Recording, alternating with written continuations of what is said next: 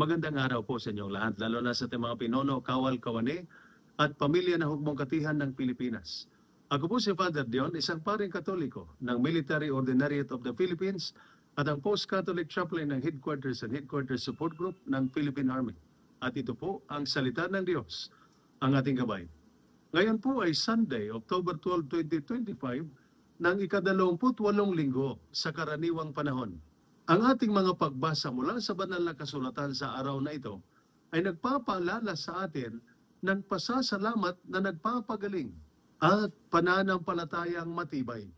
Ang unang pagbasa mula sa ikalawang aklat ng mga hari, chapter 5, verses 14 to 17, ay ang kwento ng pagpapagaling kay Naaman at pasasalamat sa tunay na Diyos. Sa unang pagbasa, gumaling si Naaman mula sa kitong matapos sundin ang utos ni Propeta Eliseo na maligo sa ilog Jordan.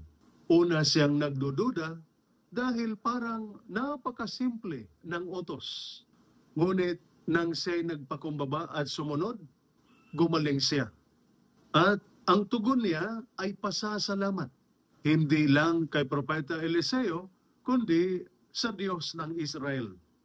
Ito ay isang paalala sa atin. Madalas, simple lang ang biyaya ng Diyos.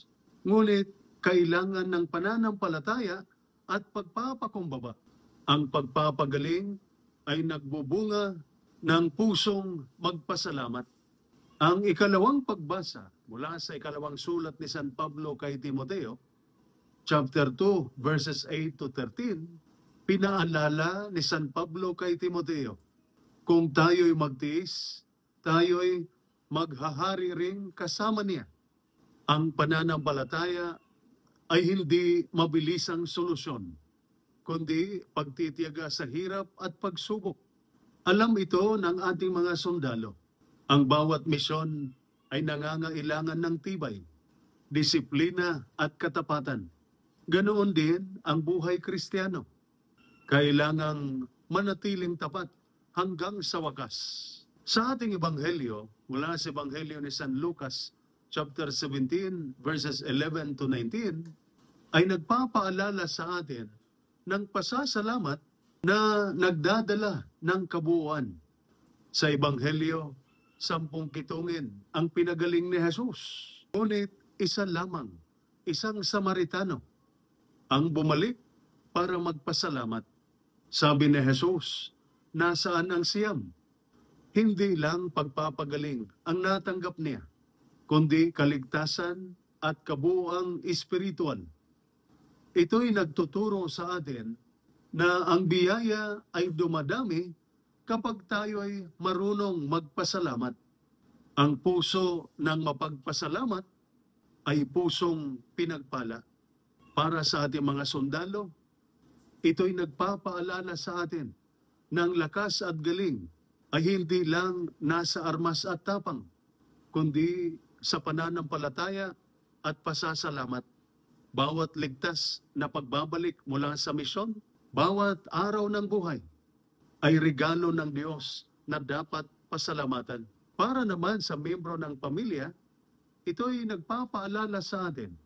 Ang pasasalamat ang nagbabago ng paghihintay tungo sa pag-asa at ng sakripisyo tungo sa pagmamahal. Ang pusong mapagpasalamat ay pusong matibay sa anumang oras. Kaya mga kapatid, si Naaman ay gumaling sa pagpakumbaba. Ang kitungin ay nakatanggap ng kaligtasan sa pasasalamat.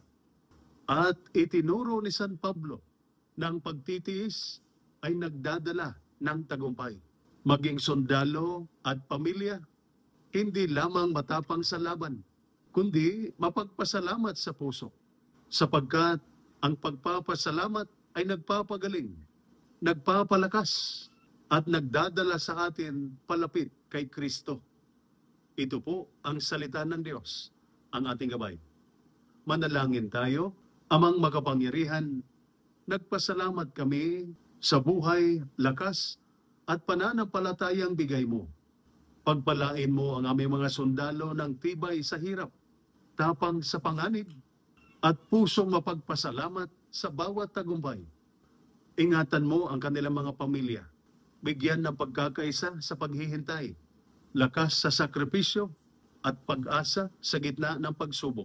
Naway ang pasasalamat ang aming maging kalasag, ang pananampalataya ang aming sandata, at si Kristo ang aming tunay na tagumpay. Sa pamamagitan ni Kristo na aming Panginoon. Amen. At sumainyo at sa inyong pamilya ang pagpapala ng makapangyarihang Diyos, Ama, Anak, at Espiritu Santo. Amen. San Miguel Arcangel, ipagtanggol mo kami sa labanan. Amen.